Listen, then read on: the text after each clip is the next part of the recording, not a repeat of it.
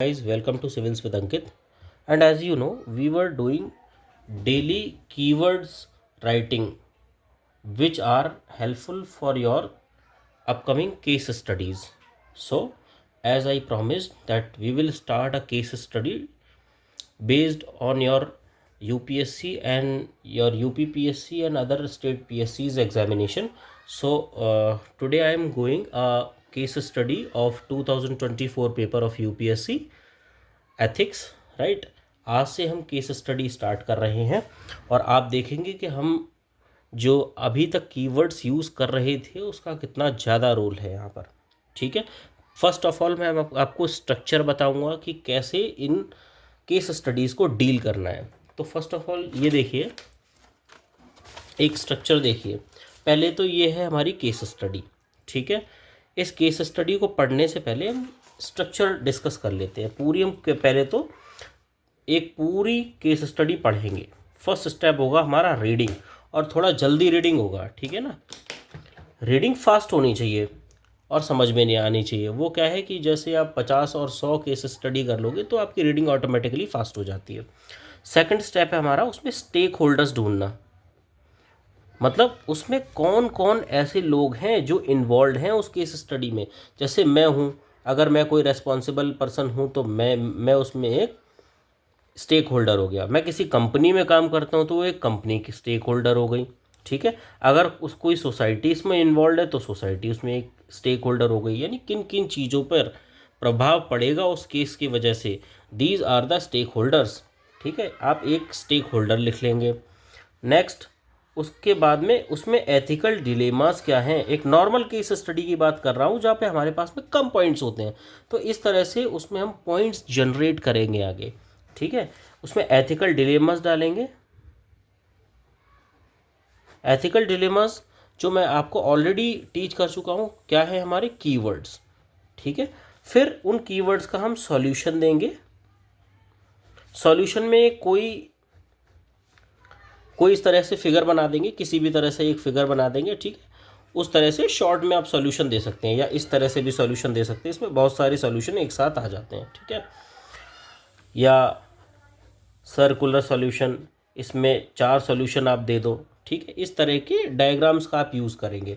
Then fifth step है, हम conclusion के साथ में अपने केस स्टडी को एंड कर रहे होंगे। तो 3-5 स्टेप में हम अपनी केस स्टडी करेंगे। Reading, then we will start from stakeholder, ethical dilemmas, solution of these dilemmas, then we will start end with solutions. If you have any quote here, you can write here your quote. For introduction you can also write here this quote, right? You can discuss the present context if you are starting intro based answer, right? तो आप इसको देख लेते हैं भाई। First आपकी case study आई है हमारे पास में 2024 की। फर्स्ट ऑफ ऑल इसकी रीडिंग करनी है, आप रीडिंग कीजिए मेरे साथ। देखिए, पहली बात तो ये, इसमें जो ये स्ट्रक्चर है ना, सारे स्ट्रक्चर तब करने हैं जब केस स्टडी में आपको ये जो पॉइंट्स है ना वो ना दिए हो। जो ऑलरेडी इसमें पूछा है, जब इसने ऑलरेडी इतनी सारे 4 पॉइंट्स पूछे हैं आपसे, तो आपके पास इतना स्पेस ही नहीं है कि आप इन चीज़ों को भी डिस्कस कर सको कि इसमें स्टेक होल्डर क्या हैं, एथिकल डिलेमास क्या हैं। पहले ये पढ़ लेंगे कि क्या क्या पूछा है। फर्स्ट ऑफ ऑल ये पढ़ेंगे कि पूछा क्या है। व्हाट इज़ योर, उसे नहीं पढ़ेंगे, पहले ये पढ़ेंगे। What is your immediate response, your immediate response asked to challenge posted in above case. जो चैलेंज है उसमें आपका इमीडिएट रेस्पॉन्स क्या होगा। ठीक है, then discuss the ethical issues. देखिए, एथिकल इश्यूज़ या एथिकल डिलेमा जो हमारा सेकंड स्टेप होता है वो खुद ही केस ने पूछ रखा है। If your company has been identified to be penalise by the technological giants, what logical and ethical arguments. देखिए, लॉजिकल आर्ग्यूमेंट पूछे हैं एंड एथिकल आर्ग्यूमेंट पूछे हैं। अगर कोई टेक्निकल जाइंट आई, उसने बोला नहीं हम तो आपके ऊपर पेनल्टी लगाएंगे, तो क्या उसके लिए आप उन्हें कैसे कन्विंस करोगे कि नहीं नहीं हमारे लिए भी ये नेसेसरी है। अभी देखेंगे क्या केस स्टडी है, आपको समझ में आएगा। Being conscience, being right conscience, अगर आप कंसाइंस पर्सन हैं then what measure would you adopt to maintain the balance between the AI innovation and the environmental footprint. यानी आपको ये इससे ये समझ में आ गया कि ये जो केस स्टडी है ना वो कहीं ना कहीं AI innovation means development versus economic footprints, balancing the environmental ethics versus development, यानी एनवायरमेंट और एथिक्स को साथ में डेवलप करना है। कहीं ना कहीं सस्टेनेबल डेवलपमेंट की बात हो रही है यहाँ पे, ठीक है। तो केस स्टडी बता रही है कि आप कैसे सस्टेनेबल डेवलपमेंट करोगे, इस चीज़ के ऊपर कहीं ना कहीं आपको सॉल्यूशन देना होगा। हम कीवर्ड्स ऑलरेडी पढ़ चुके हैं, ठीक है। तो सबसे पहले हम क्या करेंगे, हम बात करेंगे कि क्या इमीडिएट रेस्पॉन्स होगी। उससे पहले हम पढ़ लेते हैं कि केस स्टडी क्या है। देखिए, first of all there is a technological company name ABC। एक टेक्नोलॉजिकल कोई कंपनी है जिसका नाम ABC है। तो आपको यह समझ में आ गया कि भाई ये एक किसी टेक्नोलॉजिकल कंपनी में मैं काम कर रहा हूँ, इट मीन्स कि प्राइवेट स्फीयर केस स्टडी है। यहीं से ही समझ में आ गया कि ये एक प्राइवेट स्फीयर केस स्टडी है। तो आपको मैंने प्राइवेट स्फीयर केस स्टडी के कीवर्ड्स पढ़ाए थे, ऑलरेडी मैं पढ़ा चुका हूँ आपको। आपने अगर वो प्राइवेट स्फीयर के केस स्टडी के कीवर्ड्स नहीं देखे हैं तो फर्स्ट ऑफ ऑल उन्हें जाके देखिए, नहीं तो एक बार मैं ट्राई करता हूँ, आपको दिखा देता हूँ। देखिए, just a minute. Private sphere case study के keywords, yes, there are some private sphere case study keywords.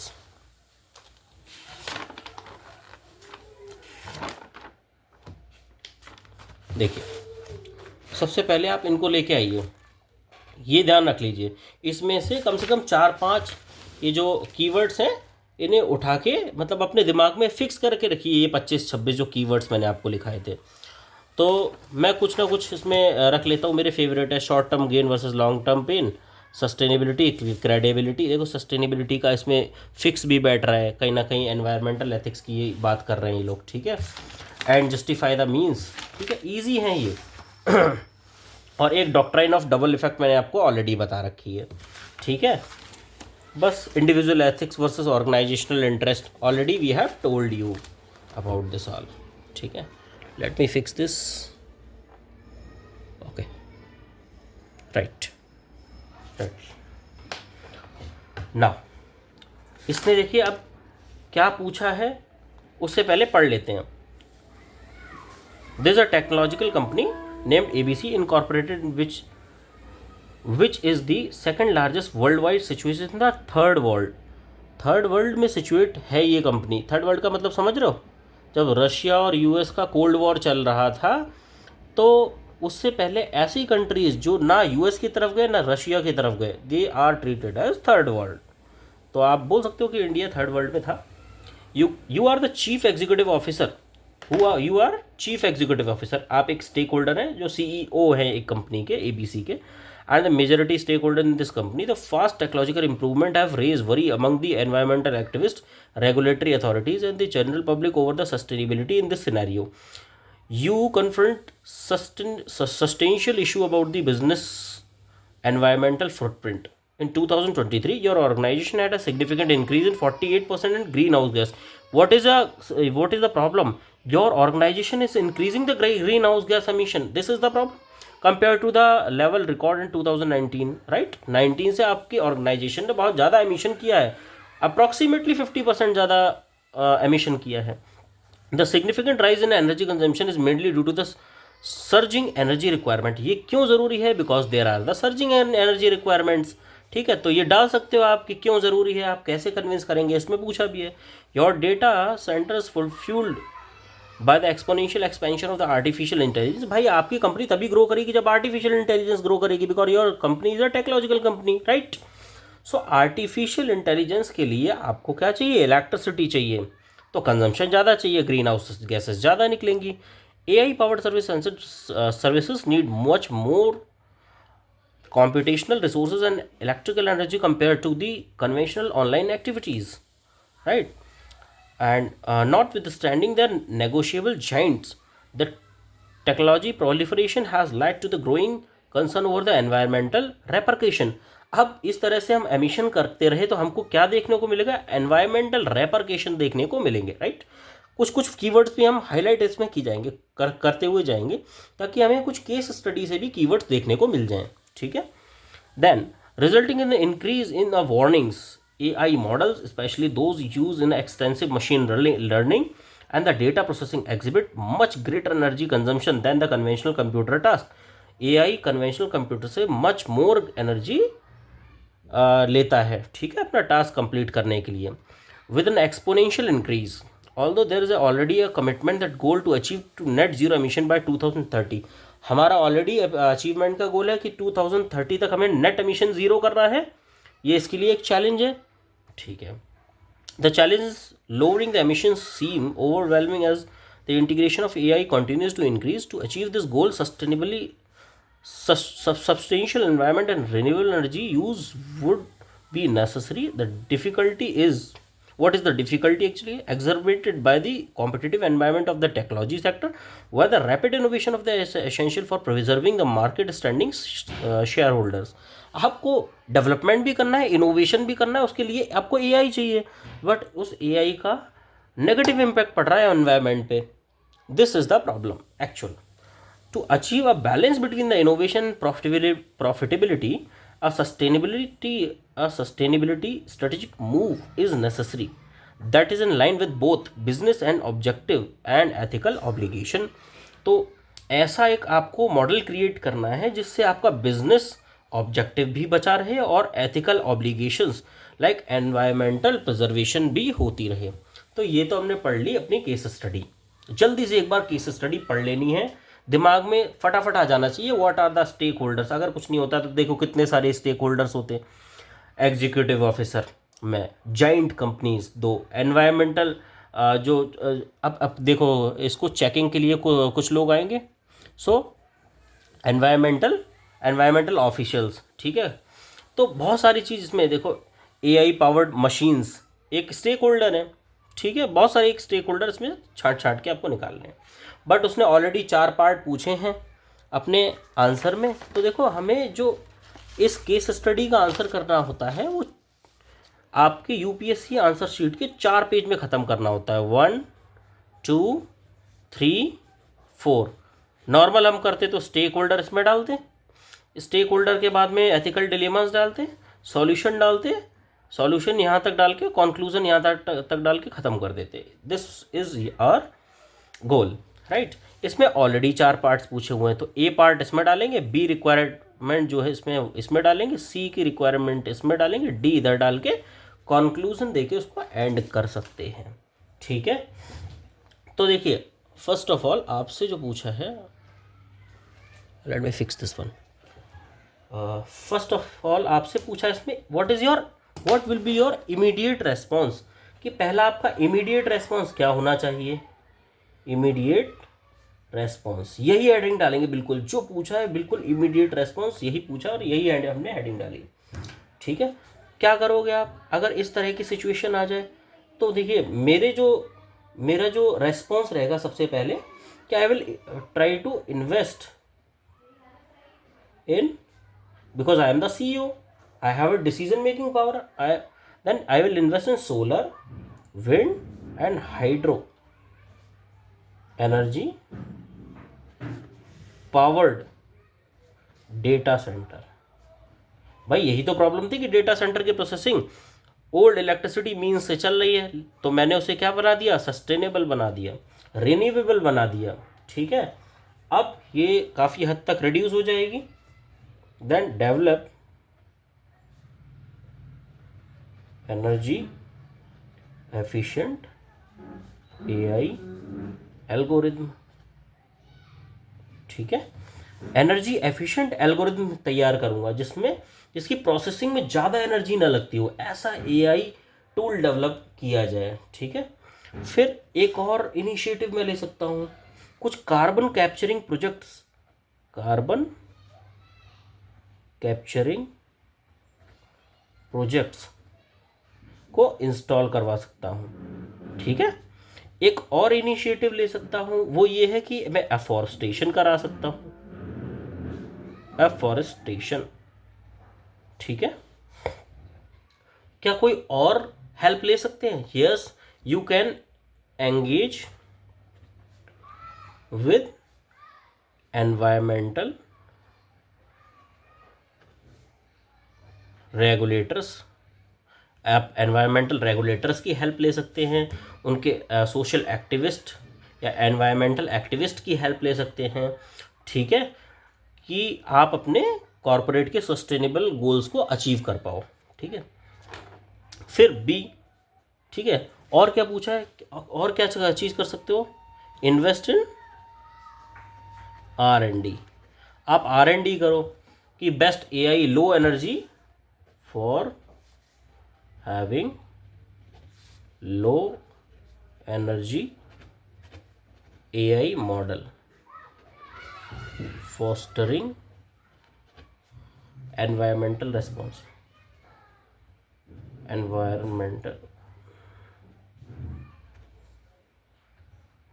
responsible tech advancement, ताकि आपकी टेक्नोलॉजी का एडवांसमेंट हो सके, AI टूल्स का एडवांसमेंट हो चुके, ठीक है ना। बी क्या पूछा है आपसे, देखिए ए तो मैंने पार्ट कर लिया, बी आपसे जो पूछा है वो पूछा था what are the ethical issues. So same हम हेडिंग प्रोवाइड करेंगे, एथिकल इश्यूज इन्वॉल्व। क्या क्या मैंने आपको बताया था कि कीवर्ड्स क्या क्या हैं, तो क्या मैंने आपको एनवायरमेंटल एथिक्स के बारे में नहीं बताया है, ऑलरेडी बताया है, ठीक है सर। सबसे पहले तो गांधी जी के 7 सिंस को चिपका दो, साइंस विदाउट ह्यूमैनिटी। एक तो यही डिलेमा है कि भाई आपने साइंस का तो इनोवेट कर रहे हो साइंस को, बट वो ह्यूमैनिटी यानी एनवायरनमेंट पे खतरा है उसकी वजह से, ठीक है। Next is environmental responsibility. मैंने आपको रेस्पॉन्सिबिलिटी एक कीवर्ड बताया था, वर्सेस प्रॉफिट मैक्सिमाइजेशन। मैंने आपको बोला था कि आपको अपने प्रॉफिट के टर्म में नहीं सोचना है, अगर प्रॉफिट आपको मैक्सिमाइज करना है without considering the means, then this action would not be ethical according to the Kant categorical imperative 2। समझ में आ रहा है आपको कैसे कैसे हम कांत के कॉन्सेप्ट को यूज़ कर रहे हैं। देखिए कांत का कॉन्सेप्ट मैंने कल ही आपको बताया और कांत का कॉन्सेप्ट आज मैंने यूज़ कर दिया, ठीक है। नो थर्ड एक क्या प्रॉब्लम है, precautionary principal neglected.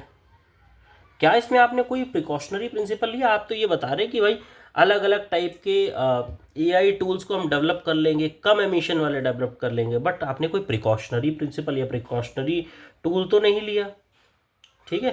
This is the problem. Now fourth problem is claiming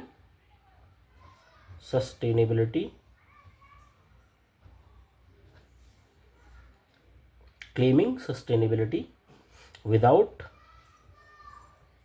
action, ठीक है, that will mislead stake holders, ठीक है। अगर सस्टेनेबिलिटी आप क्लेम कर रहे हो without action, that will mislead the stake holders. Now एक और आप इसमें डाल सकते हैं, हाई AI एनर्जी यूज। बहुत ज़्यादा आप अगर AI का यूज़ कर रहे हैं, it will disproportionate affect the resource poor region. तो उसमें जो रिसोर्स पुअर रीजन होंगे ना, उन पे इफेक्ट पड़ना नहीं स्टार्ट हो जाएगा, क्योंकि वो कंजम्पशन ज़्यादा कर रहे हैं। तो it will link to the utilitarian concept,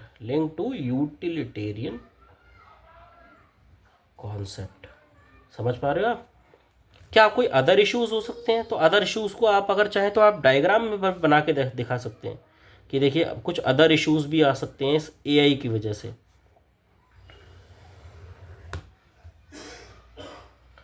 क्या क्या आ सकते हैं, देखो आप ट्रस्टीशिप प्रिंसिपल को बेकर, मैंने बोला था आपसे जब भी एनवायरनमेंट की बात आएगी तो बिल्कुल ट्रस्टीशिप वर्ड आपके जबान पे आना चाहिए। गांधी जी ने दिया था कि you are the trustee of this environment, not the owner of this environment और क्लाइमेट, राइट।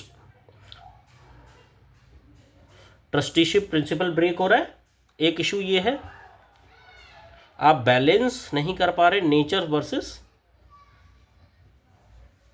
डेवलपमेंट। एक ये इशू है, एथिकल डिलेमा है कि एक अगर डेवलप करेंगे तो दूसरा हार्म तो होगा ही होगा, कंट्रोवर्शियल है ये। नाउ सस्टेनेबिलिटी को आपको मेंटेन करना है कि फ्यूचर जनरेशन के लिए भी बची रहें चीज़ें। पर्सनल वैल्यू, ये भी कीवर्ड बताया था, वर्सेस ऑर्गेनाइजेशनल गोल, कि आपको ऑर्गेनाइजेशन के गोल यानी प्रॉफिट मैक्सिमाइजेशन को भी देखना है और साथ साथ में देखना है कि आपकी पर्सनल वैल्यू भी इससे हार ना हो, because you are the conscience based person, already they have talked about it. ठीक है, नेक्स्ट अगर आप चाहें तो डाल सकते हैं डॉक्ट्राइन ऑफ डबल इफेक्ट। इससे क्या हो रहा है कि आप जानते हैं कि एमिशन करना गलत है, आप जानते हैं आप एमिशन करना गलत है, उसके बाद में भी आप अपने प्रॉफिट मैक्सिमाइजेशन के लिए एमिशन कर रहे हैं। ठीक है, तो कहीं ना कहीं आपका जो इंटेंशन है वो फ़ायदा पहुंचाने का है, बट इसकी वजह से नुकसान हो रहा है, बट वो नुकसान ऐसा नहीं है कि वो उसकी भरपाई की जा सके आसानी से। ठीक है, सो अब उसने थर्ड जो स्टेप पूछा है कि what would be the logical arguments. एक कोई और भी दे सकते हैं, डॉक्ट्राइन ऑफ डबल इफेक्ट हो गया, या फिर आप डाल सकते हैं क्रेडिबिलिटी ऑफ ऑर्गेनाइजेशन। क्रेडिबिलिटी ये कीवर्ड दिया था, credibility of organization would be challenged if you are using continuous AI algorithms which are consuming high power, right? And still you are not taking any sustainable efforts. भाई world level पे उसकी ranking तो आपके organisation की गिर जाएगी ना। ठीक है, अगर वो कंप्लाई नहीं करेगी रूल्स एंड रेगुलेशंस को। फिर हमारा थर्ड जो आर्ग्यूमेंट पूछा है वो पूछा है what will be the logical arguments. क्या आप लॉजिकल आर्ग्यूमेंट्स देंगे इसके लिए, वो बता दीजिए। ठीक है, तो पहला तो लॉजिकल आर्ग्यूमेंट यही हो गया कि I will investment in renewable resources,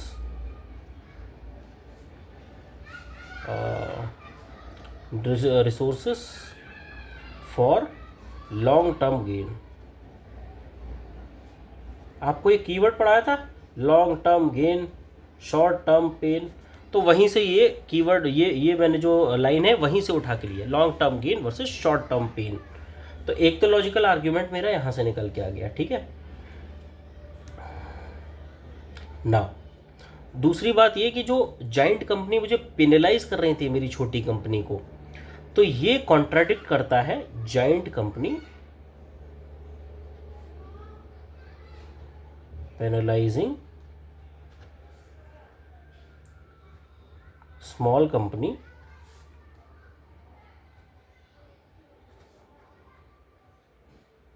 breaches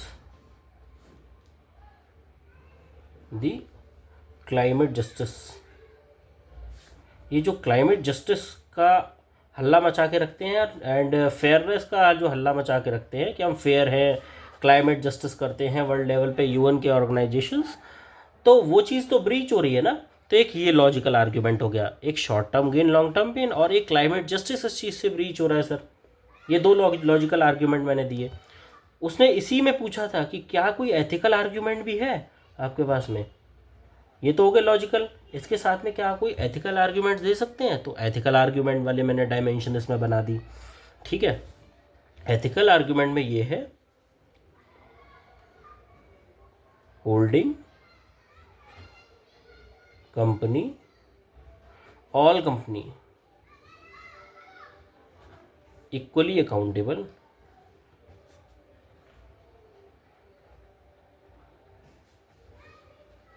regardless of size और लोकेशन। देखो, साइज या लोकेशन ना देखी जाए कंपनी की, ये देखा जाए कि सारी कंपनी की इस एमिशन के लिए रेस्पॉन्सिबल है या नहीं है। और दूसरी चीज़, उन पे जो रेस्पॉन्सिबिलिटी होनी चाहिए वो CBDR के अकॉर्डिंग होनी चाहिए। Responsibility should be divided on CBDR principle. CBDR क्या बोला था मैंने आपको, कॉमन बट डिफरेंशिएटेड रेस्पॉन्सिबिलिटी। अब ऐसा तो है नहीं कि छोटी कंपनी है उस पर आपने $100 बिलियन का लगा दिया और यूएस बेस्ड जो बिलियन बिलियन डॉलर की कंपनी है उस पर आपने $10 बिलियन का लगा दिया, तो ये भी इक्विटी के प्रिंसिपल को ब्रीच करना ही हो गया। ठीक है, तो एक तो अकाउंटेबल सबको होना चाहिए, सबकी रेस्पॉन्सिबिलिटी होनी चाहिए एनवायरनमेंट ख़राब करने के लिए, यही तो इंडिया का कंसर्न है यूएन लेवल पे। दूसरा CBDR होना चाहिए, कॉमन बट डिफरेंशिएटेड रेस्पॉन्सिबिलिटी रहनी चाहिए। फिर आपसे सी आर्ग्यूमेंट के बाद में, अच्छा एक और पूछा था, एथिकल आर्ग्यूमेंट पूछा था आपसे। Ethical argument we have told you. ठीक है, क्या कोई और चीज़ हो सकती है इसके अलावा? सबकी प्रोपोर्शनेट एंड अकाउंटेबिलिटी होनी चाहिए।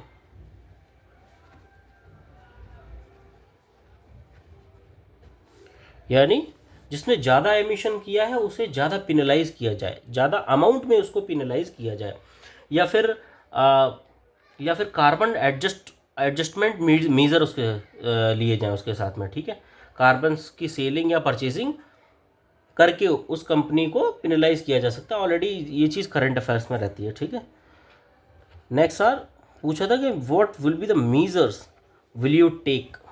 ठीक है, पहली बात तो ये कि मैंने आपको फिर वही बताए थे keywords, corporate social responsibility, implement corporate social responsibility, आप पूरा लिखेंगे, इम्प्लीमेंट कॉर्पोरेट सोशल रेस्पॉन्सिबिलिटी, जो कॉर्पोरेट सोशल रेस्पॉन्सिबिलिटी रहती है, and environmental ethics, follow environmental ethics. कि आप एनवायरमेंट को ध्यान में रखते हुए अपना बिजनेस मॉडल को डेवलप करें। ठीक है, let me fix this. Next मैं और क्या मीजर ले सकता हूं? Comply with sustainable development goal. ठीक है, comply with India's net emission vision till 2030 तक नेट एमिशन का विजन जो हमने ले रखा है उसके साथ हमको कंप्लाई करना चाहिए। ठीक है,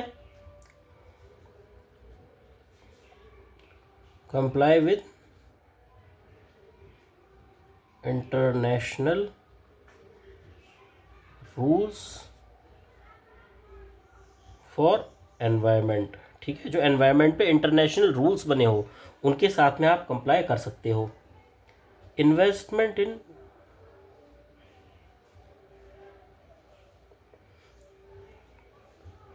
रिन्यूएबल एनर्जी डेटा सेंटर्स। देखो डेटा सेंटर्स में ही सबसे ज़्यादा प्रोसेसिंग में जो AI का डेटा सेंटर्स होते हैं उसी में ही प्रोसेसिंग में ज़्यादा एनर्जी कंज्यूम होती है, तो उनको ही सस्टेनेबल बना दो आप, उनको ही रिन्यूएबल एनर्जी से चलाओ, सोलर एनर्जी से चलाओ, विंड एनर्जी से चलाओ, इस तरह से कुछ आप बना दो। ठीक है,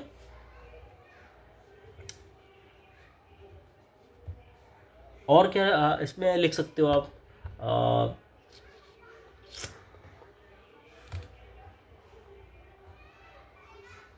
पुट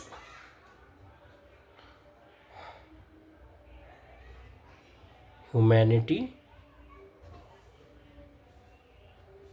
ग्रेटर पेडेस्ट्रियल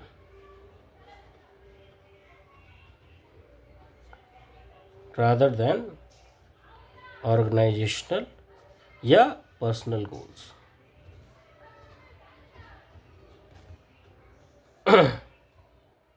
ठीक है, और क्या कर सकते हो? और भी मैंने आपको वर्ड्स बताए थे, काफ़ी सारे वर्ड्स बताए थे।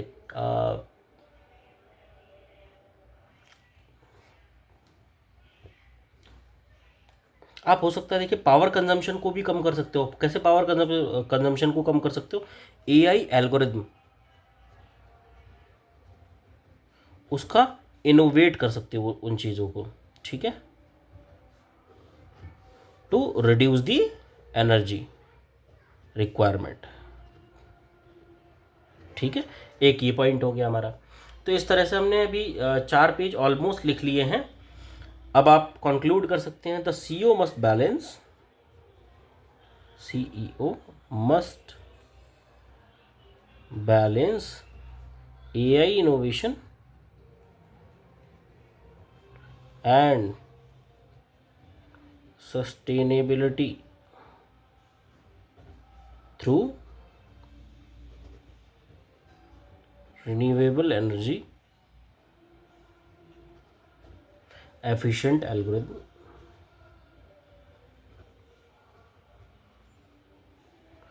ethical responsibility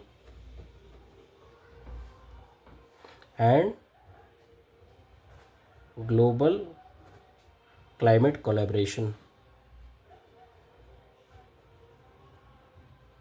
ठीक है, कि उससे ग्लोबल क्लाइमेट कोलैबोरेशन भी हो सके। तो इस तरह से आप अपने केस स्टडी को 4 पेज में एंड कर सकते हो। हमने भी देखिए 4 पेज दिए हैं इस पूरी केस स्टडी को, 1 2 3 और 4, और हमने उन्हीं डायमेंशंस पे बात की है जिस डायमेंशंस को क्वेश्चन ने पूछा था, जिस डायमेंशन की केस स्टडी में रिक्वायरमेंट थी।